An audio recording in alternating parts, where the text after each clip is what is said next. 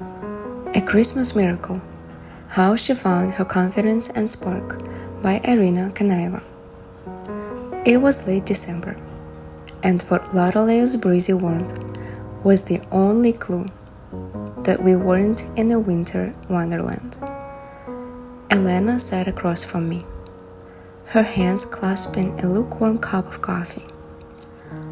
She looked exhausted, not the kind of tired a good night's sleep could fix, but the soul-deep fatigue of someone who had given too much for too long. Christmas used to be my favorite time of the year, she started, her voice wavering. But now, it's just another reminder of how much I have to do and how little of myself I have left. Elena was a small business owner, a baker actually, who specialized in custom cakes. Her business boomed last year, but instead of feeling accomplished, she felt like a failure.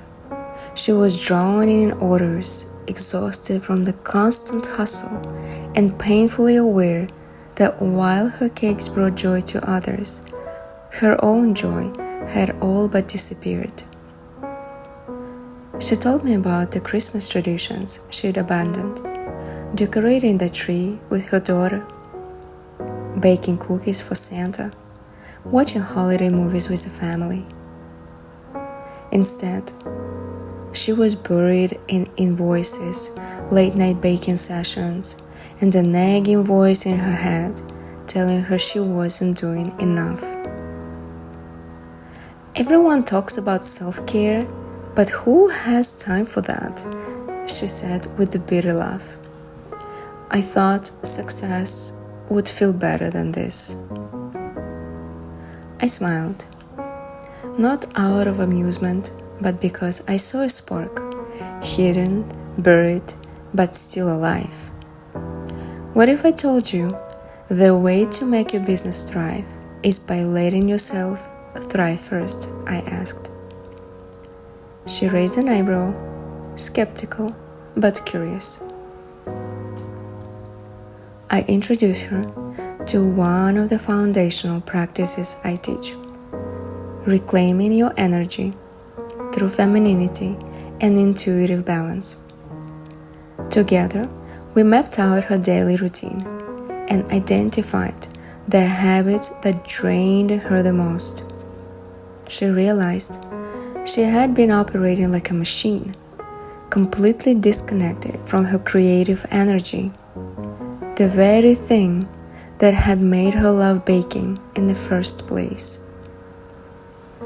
Elena's first homework was something simple, yet revolutionary for her: setting aside an hour to do something, just for herself. It was early December, and she hesitantly agreed to decorate a small Christmas tree with her daughter, something she hadn't done in years.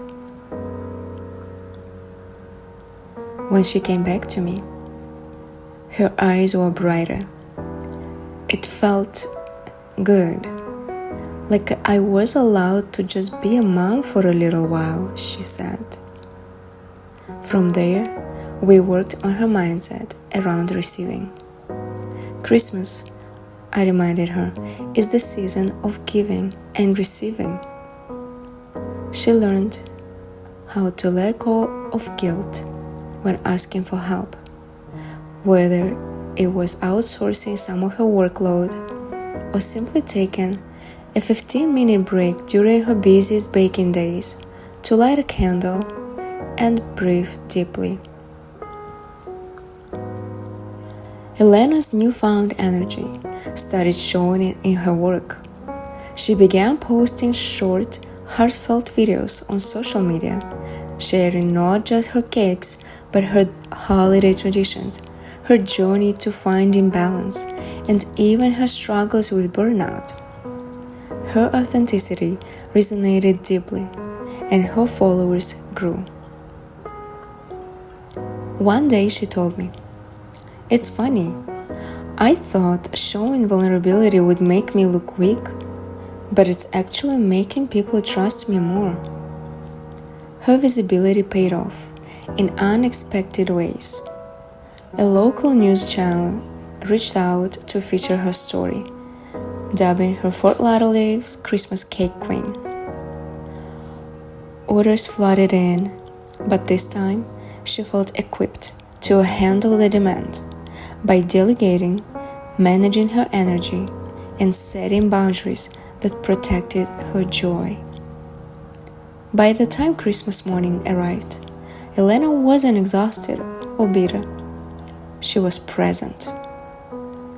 For the first time in years, she watched her daughter open gifts without feeling the weight of unfinished tasks.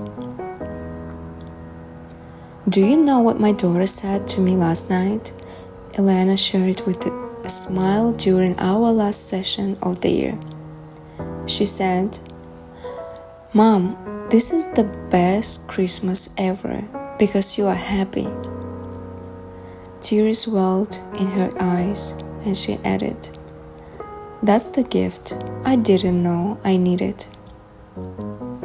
Elena's transformation wasn't about a magic formula or working harder.